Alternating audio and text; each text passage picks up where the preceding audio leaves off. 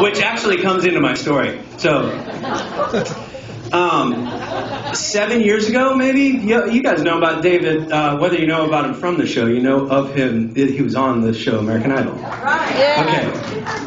We've heard about that. You're a chatty lady. And it's okay. I love you for it. I like it. It keeps me on my toes. Yeah, you have my blessing. You say whatever you want, whenever you want. And you didn't need it. Okay. Yeah, that was probably a bad move. So, 7 years ago, or whatever it was, maybe it was 8 years ago, I was living in Los Angeles. I was living in Los Angeles, and I had the opportunity as a songwriter. I was started my career as a songwriter before I decided to come play and sing. But I had this opportunity to fly to Tulsa, Oklahoma, to be a part of this kind of writing retreat with Hanson at their house. They invite a bunch of friends, we write songs and whatever. So I stayed at their place for a week, and we wrote some songs, and then it's time to go back to California. So I jump on a plane, and I'm sitting there waiting for everybody to get on, and I'm sitting in the aisle seat, and there's a dude on the window side, and the middle seat was wide open.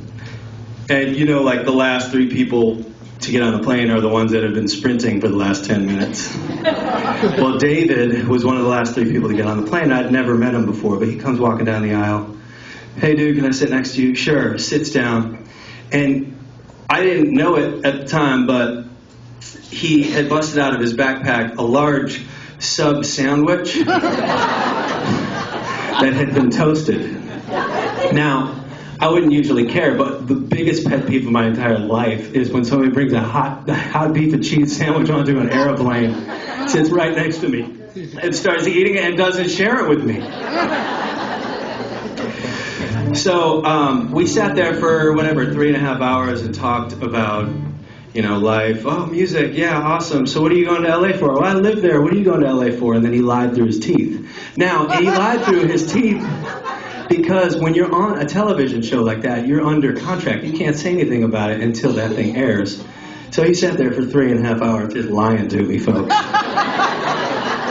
I don't even remember what he said. I was just like taken by the hot beef and cheese smell. And there was nothing I could do about it.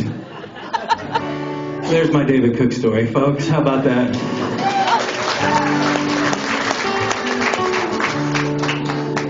Oh, man.